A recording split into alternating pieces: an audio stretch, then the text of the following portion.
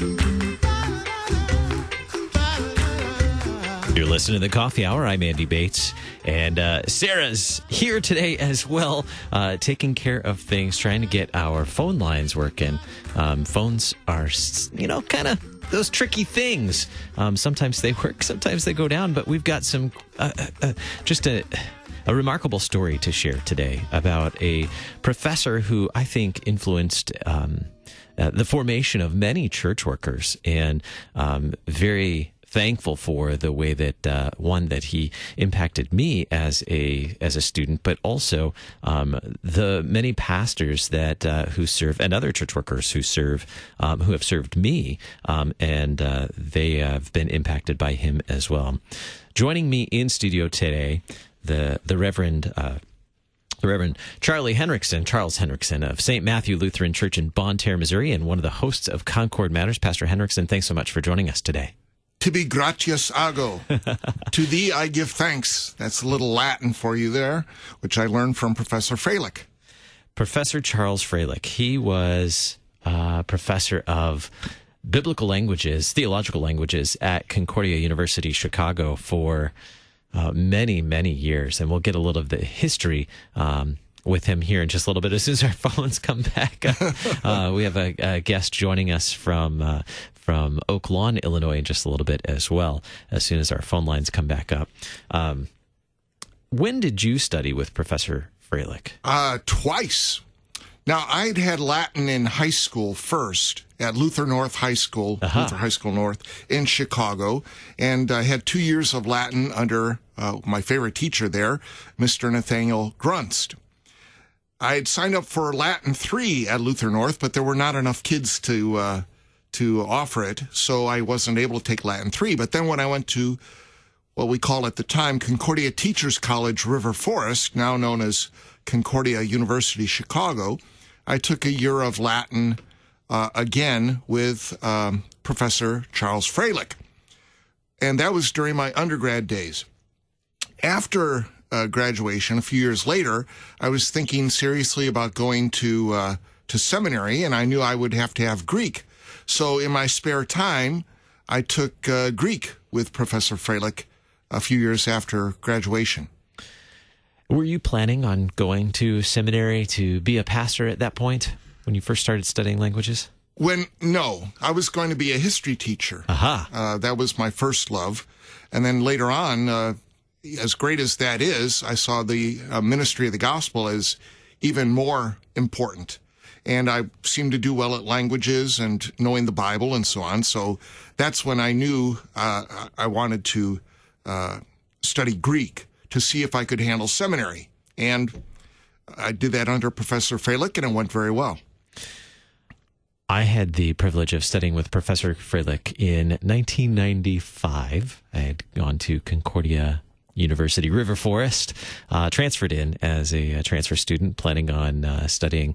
At that time, was thinking about seminary, but wasn't absolutely certain. And so I studied Greek, and then the following year introduced Hebrew as well with Professor Jastrom. Okay. But Professor Froehlich was so gracious. I was not the best student of languages, and he was so gracious with me as I embarked on this new adventure of learning a language. And I remember him sharing in class that if you had studied Latin, that would be you're going to be better off if you had studied Latin before studying Greek, and I had not, unfortunately, studied Latin prior to that. Why is studying languages so valuable to to Christians, and especially for church workers? Why is studying biblical languages or theological languages so helpful?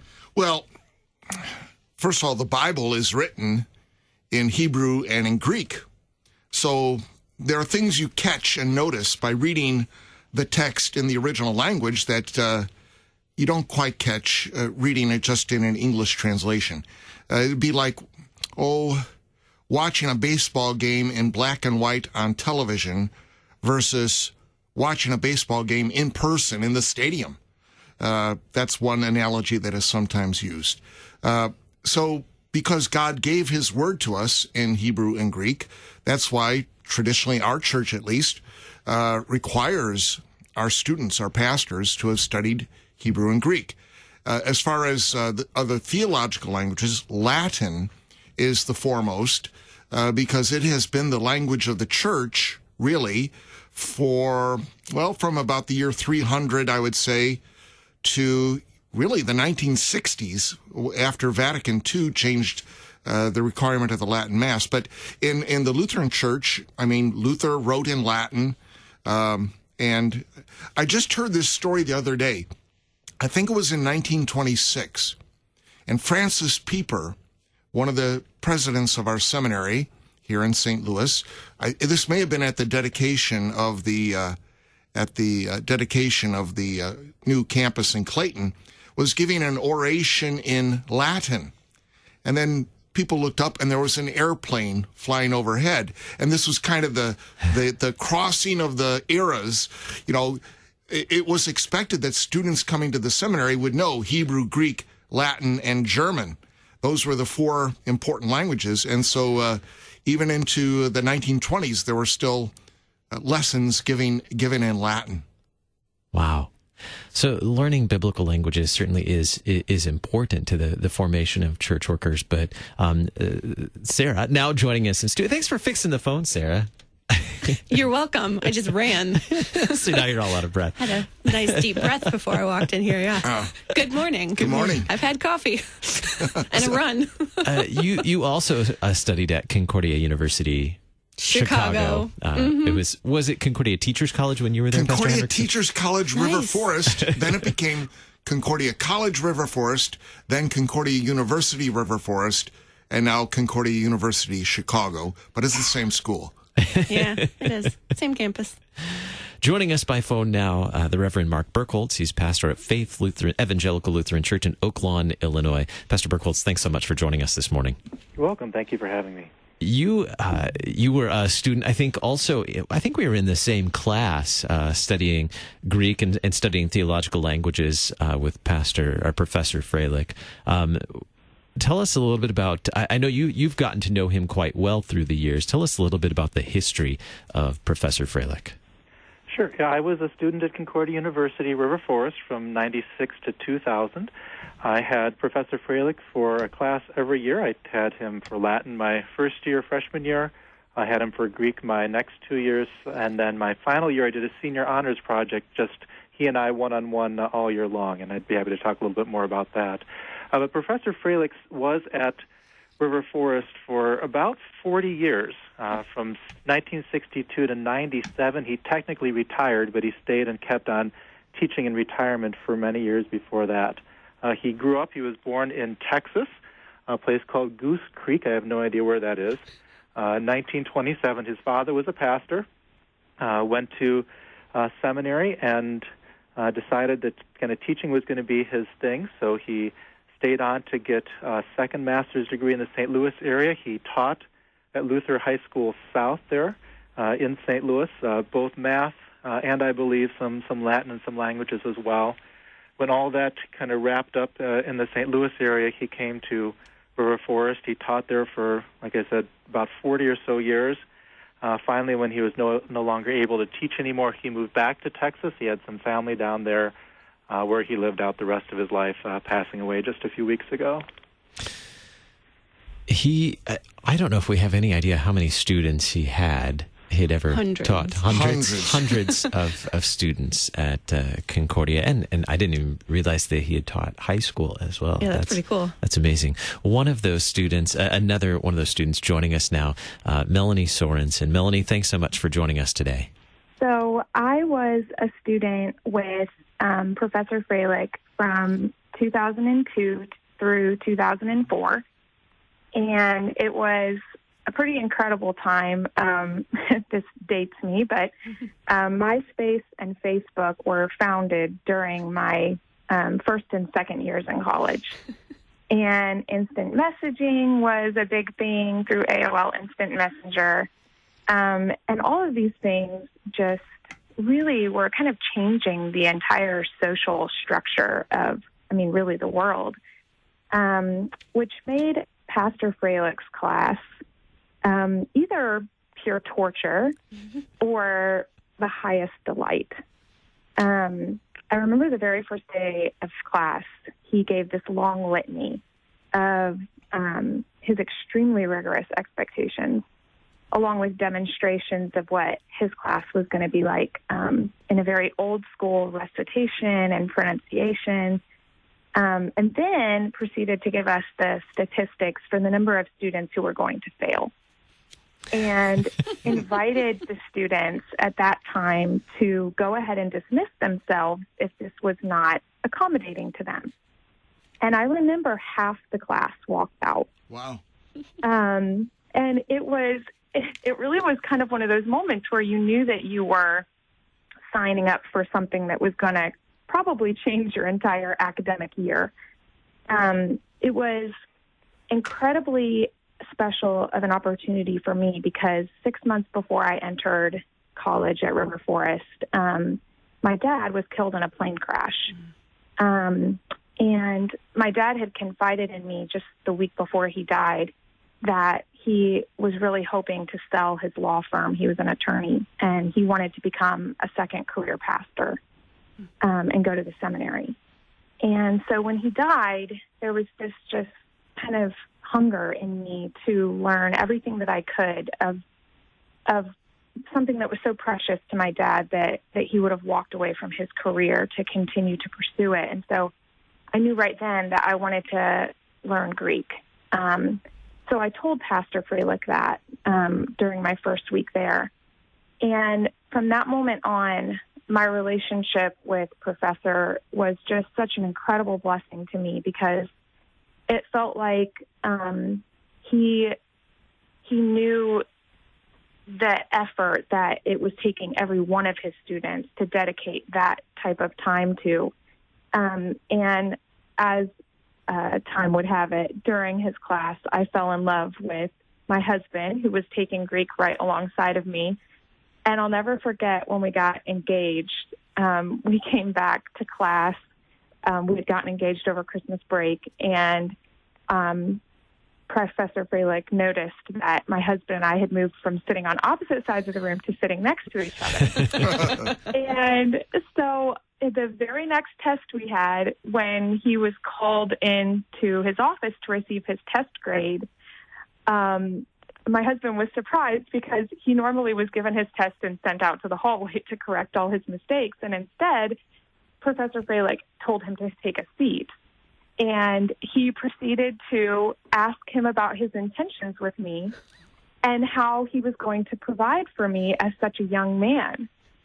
And when he came out, he was beet red.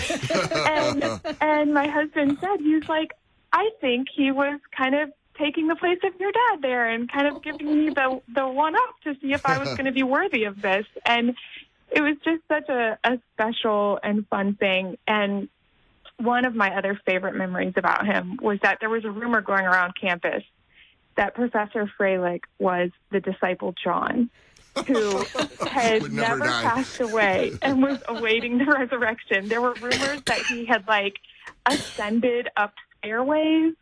There was one day that he walked into the room, and me and several of the other students were looking down and studying our notes, and we would all swear to this day that the light turned on without him touching it.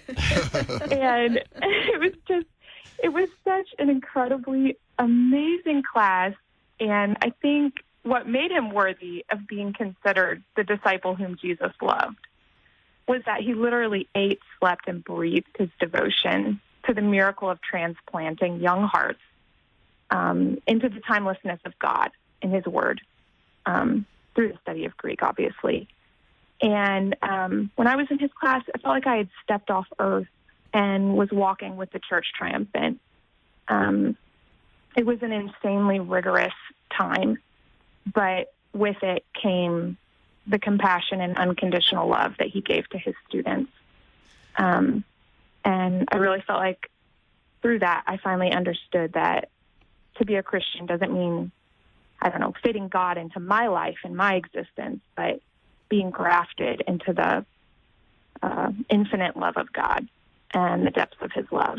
And I will never forget those 2 years and the gifts that it imparted into my life. And when my husband and I graduated in 2005, I had just found out that I was expecting our first child. We had gotten married over the Christmas break in our last year. And so come graduation, I was newly pregnant. And I remember we went right away to tell him, and he rejoiced with us. And then we found out that shortly after that was when he stopped teaching.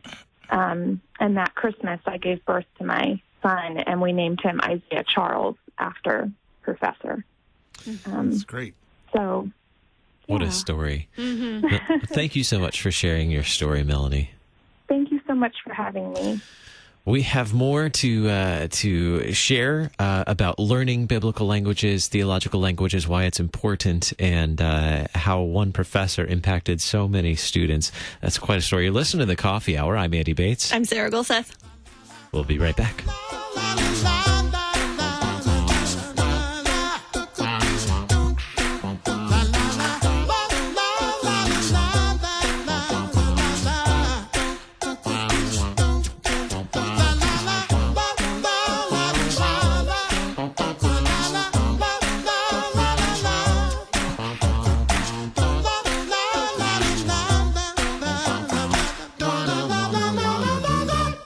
Hi, this is Bart Day, President and CEO of Lutheran Church Extension Fund. Every day, our Lutheran schools reach out to children and families with the love of Jesus. Our schools are a rich and vital component of the church, and in fact, they are the single greatest ministry we share that can shape the future growth and expansion of the Synod. And so whether it's a customized loan to fit your school's particular needs, or help living out your ministry's God-given purpose, we want to help your ministry flourish and grow. So visit us at lcef.org to learn more. On the next broadcast of Law and Gospel with myself, Tom Baker, and Mark Smith, we will be looking at the last hymn for the season of Epiphany. And then we're going to be getting into the wonderful season of Lent, which all of us are looking forward to. Listen to Law and Gospel weekday mornings beginning at 9:30 on KFUO. The Lutheran Church Missouri Synod, on behalf of Concordia Plan Services, Lutheran Housing Support Corporation, Concordia University System, Lutheran Church Extension Fund, the LCMS Foundation, and Corporate Synod, daily reaches out to our members and partners, working together to support our local, global, and international ministries, church workers, and LCMS initiatives at large to carry the mission forward and to serve each other in love. Opportunities to serve, lcms.org/careers. The story of Worldwide KFUO is a tale of technology. Radio was new in 1924 when KFUO was born to serve Christ the Savior. Now, KFUO is still finding new broadcast technologies so we can spread the gospel to the world via the web, smartphones, tablets, and new intelligent speaker devices. And when the next big thing is unveiled, we'll be there too, broadcasting the good news at the forefront of technology. We are Worldwide KFUO.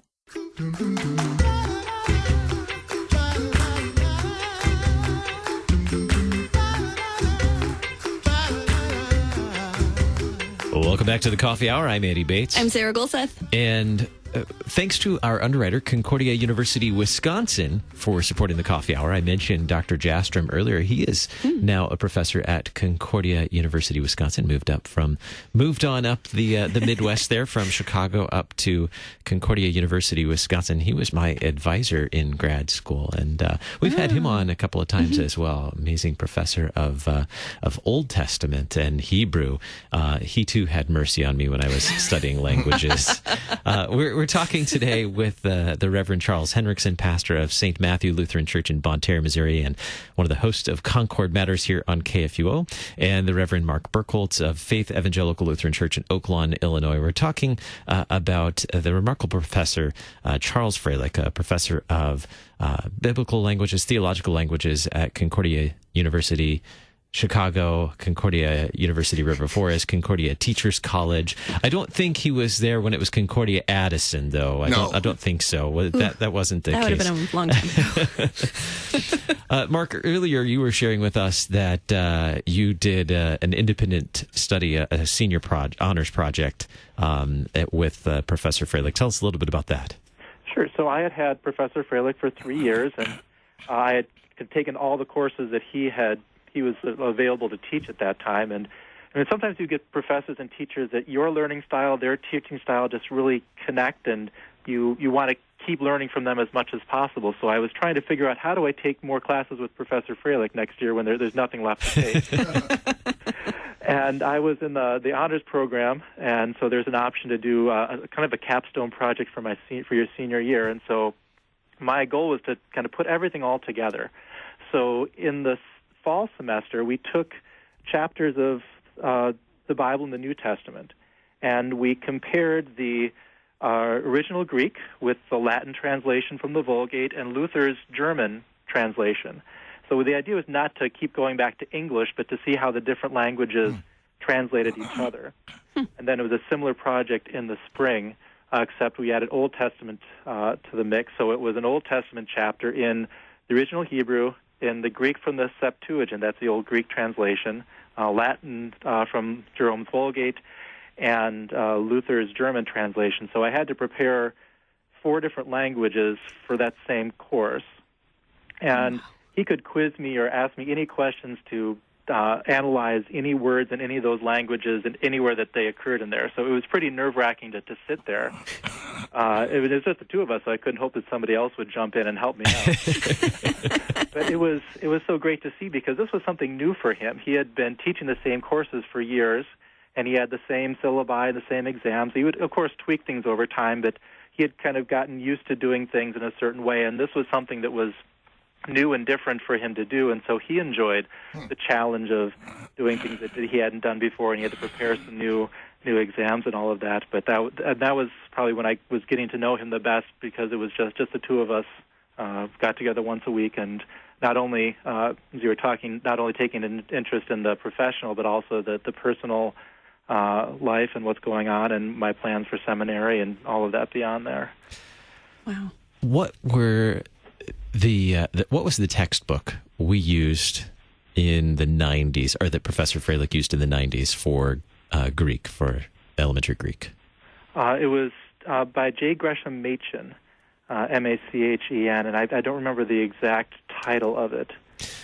I think Beginner's Greek or something like that. I have my copy right in front of me, New Testament Greek for Beginners, and I have the copy of the Greek textbook, and I have it open to the regular verb in the back, which Professor Froehlich told us was the most important pages in the book.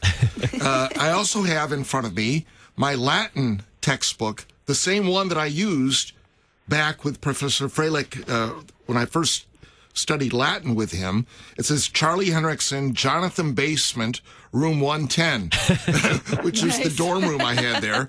And it's Wheelock's 3rd edition. To tell you how old this is, Wheelock now is up to the 7th edition. I want to share, before we run out of time, we have a few more students who had some insights to share, stories to share. Pastor Philip Hoppe from Finlayson, Minnesota, had this to share. He called in earlier this week. Hello, Pastor Philip Hoppe here, calling in from Minnesota with a few memories about Professor Froehlich, who I had at Concordia River Forest, now called Concordia Chicago. Professor Froehlich had us say at the end of every quarter, I believe it was, the Lord's Prayer in Greek. And the first time I did it, he said, "This is the worst recitation of Pater Haemon I have ever heard." And finally, after many tries, the last time I said that to him, he simply said, "Okay," at the end. And I felt like it was a great accomplishment, because I had started off apparently so miserably, and in the end had his approval. And to have a man of his caliber, a man of his simplicity and honesty and sincerity when it came to dealing with the Bible and just life in general, to have his approval, even though it was, just an okay, meant a lot to me. Certainly am indebted to him for basically everything I know about the Greek language, and the use that I'm able to have of it today as a pastor. So remembering Professor Froehlich fondly and hoping others are going to join in doing this as well, since I know he touched so many lives. That was Pastor Philip Hoppe from Finlayson, Minnesota. We are just about out of time, and we have even more stories from Pastor Martin Noland of Grace Lutheran Church in San Mateo, California. He entered Concordia Teachers College, River Forest in the fall quarter of 1976, not planning on becoming a pastor, but as he shares in the story that was sent to me this week, how studying the languages really was so formative for him and ultimately led to him being the pastor that he is today. So very thankful for the gifts that God has provided through his servant, Professor Charles Froehlich, and thankful to our guest today, Pastor Charles Henrickson, St. Matthew Lutheran Church in Bonne Terre, Missouri, host of Concord Matters. Thank you so much for being here today, Pastor Henrickson. Thank you. And to show that Professor Froehlich's work was not in vain, I now teach Latin and Greek courses online for the Consortium for Classical Lutheran Education. So he must have done something right. And also the Reverend Mark Birkholz, Faith Evangelical Lutheran Church, Oaklawn, Illinois. Thanks so much for being our guest on the Coffee Hour today. I'm Andy Bates. I'm Sarah Gulseth.